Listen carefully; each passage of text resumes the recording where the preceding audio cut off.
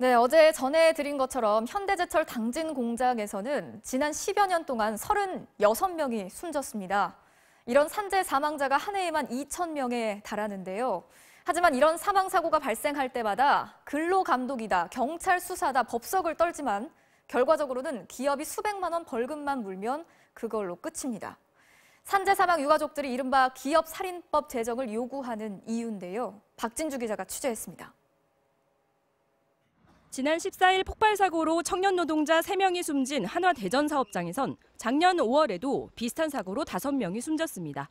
유가족들은 서울 한화 본사까지 올라와 왜 이런 죽음이 반복되는지 누가 책임질지 오열하며 물었습니다. 죽음보다 돈이 먼저인 한화는 침묵하시면 또 죽습니다.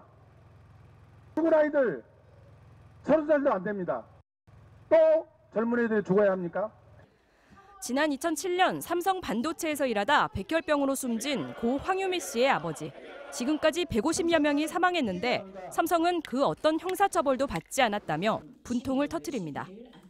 그 어떤 형사적인 처벌도 받지 않았고 사람들이 병들고 가정이 다 망해야 하고 몇 죽어가는데도 깨끗한 사업장이라는 이름을 달아주는 그 자체가 정부도 이게 너무 우스운 정부가 되는 거잖아요. 고 김용균 씨가 사망한 태안화력발전소에서도 8년 동안 12명이 사망했지만 원청 사업체인 서부발전에서는 아무도 책임을 지지 않았습니다. 지난 10년간 산업안전보건법 위반 건수는 4만여 건. 이 가운데 구속 기소된 경우는 단 9건입니다. 95%는 벌금형이었는데 벌금은 평균 432만 원이었습니다.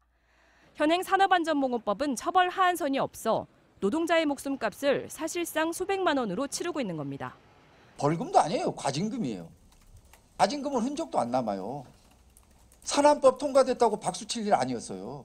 해마다 산재로 사망하는 노동자는 2천여 명. 반복되는 죽음을 막기 위해선 기업 총수를 산재 사고의 최종 책임자로 규정해 처벌 하한선도 정하고 매출액에 따라 벌금도 차등화하는 이른바 중대재해기업 처벌법이 필요하다는 목소리가 높습니다. 기업의 영업행위 타격을 줄 정도의 이런 벌금형을 때릴 수 있는 그런 이제 제도를 가지고 있고요. 기업의 살인 행위에 대해서 강력히 처벌하는 그런 형태의 법을 가지고 있습니다. 실제로 비슷한 법을 갖고 있는 영국은 법 시행 이후 산재 사망률이 절반 가까이 줄었습니다. 국회에는 고 노회찬 의원이 발의한 중대재해기업 처벌법이 있지만 2년 가까이 법사위 문턱을 넘지 못하고 있습니다. MBC 뉴스 박진주입니다.